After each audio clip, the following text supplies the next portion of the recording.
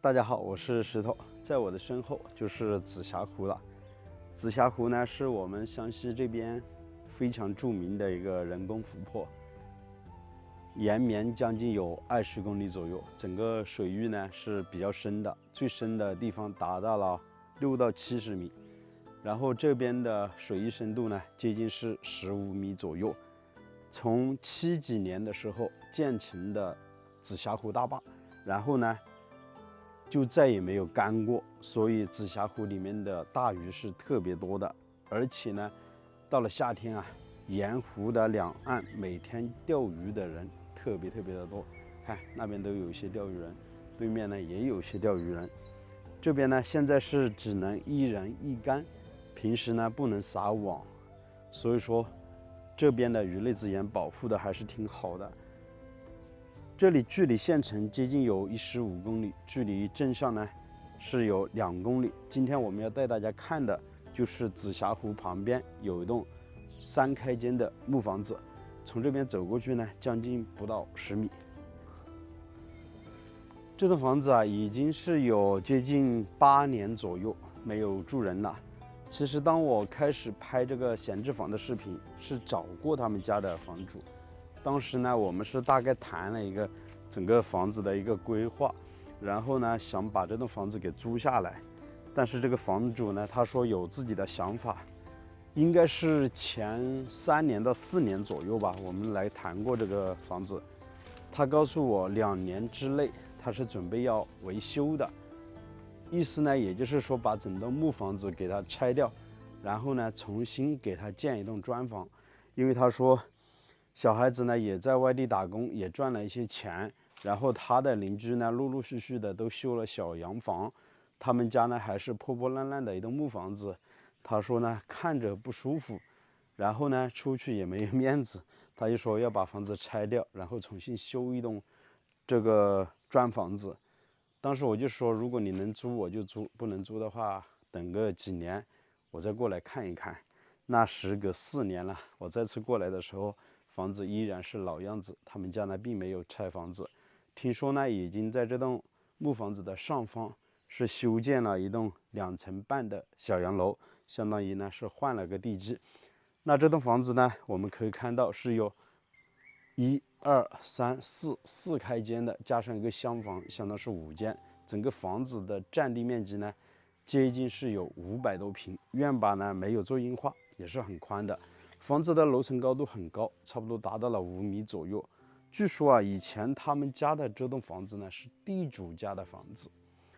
因为我们湘西人呢都知道，一般像农村的这个老宅、老房子、木房子呢，都是有3间，而且楼层是比较矮，没有这么大的房子。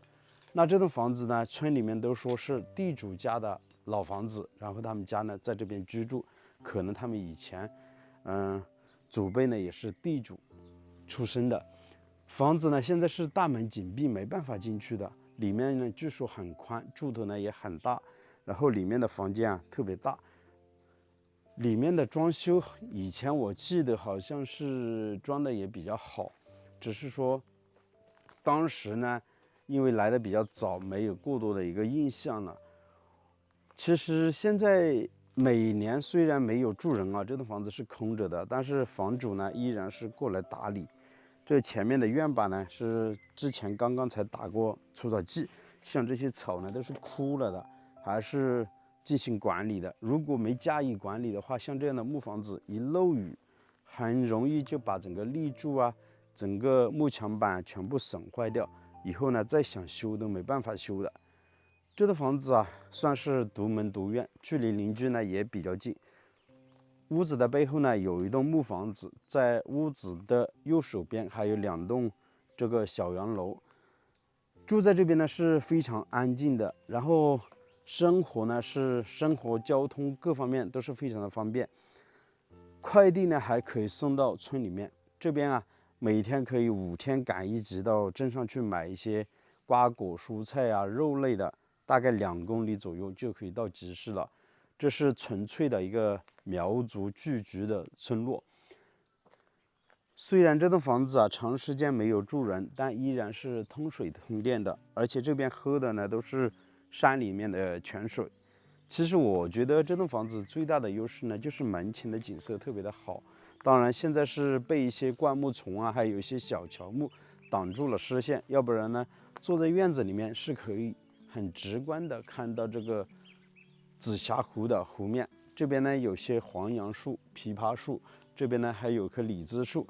这是一棵枣子树。其实整个院坝呢100多平，如果做个硬化，然后在前面呢留一部分，用一些土做一些花坛，种点瓜果蔬菜啊、花花草草，整个院子呢还是非常好的。在那个侧面的厢房呢，是有2个这个卫生间，是村里面统一修建的。背后呢是他们家自家修建的这个厢房，里面呢以前是厨房加上一个猪圈。其实这栋房子的结构还是挺不错的，而且有5间。如果给它卫生打扫干净，然后买一些简单的家具，在这边基本上是可以拎包入住。房子里面呢也装修好了，像这样的幕墙板，因为房子建造的时间比较久，这栋房子呢已经差不多有150年左右的历史了。给它整个外墙重新打磨，上下油漆，就会比现在呢好看许多。在门口有好几个这样的木箱子，实际上呢，这是养一些野生的蜜蜂，但是好像看不到，现在应该都没有蜜蜂。主人家呢，只是把蜂桶放在这边，过一段时间，可能有些蜜蜂呢分家，它会自行的找到这样的桶子，在里面重新安一个家。这里就是大门口的位置，现在也是上了锁，没办法进去的。房子的侧面有一块空地，并不是他们家的，这边呢是有一条小路，村里面的人已经把杂草全部清理干净了，然后从这边呢是可以走到紫霞湖边的，这边走过去将近也就12、13米左右。这门口的菜地呢是他们家的。现在房东也说了，这样的一栋房子，如果最少每个月需要800左右，那1年呢就需要9000多的一个租金。我觉得这个价格算是比较贵的。之前在山里面找过很多房子，像这样的房子呢，基本上都是2000左右1年的租金。他们家的这栋房子呢，如果达到了8、9千，接近1万，那真的是很贵了。这个房子的右手边的墙面呢是非常简陋的，用这个小竹子编织起来，然后呢用牛粪加上泥巴涂抹了一层。这边就是老式的一个建筑风格，像这个土家族的房子基本上没有这样的，只有我们苗族呢才有这样的一个建筑风格。这底下将近是2米高左右，主人家呢是用水泥砖给它封起来了，防止房子呢它的下方被雨水浸泡，然后把墙面给弄坏，对于这个墙面呢起到一个保护的作用。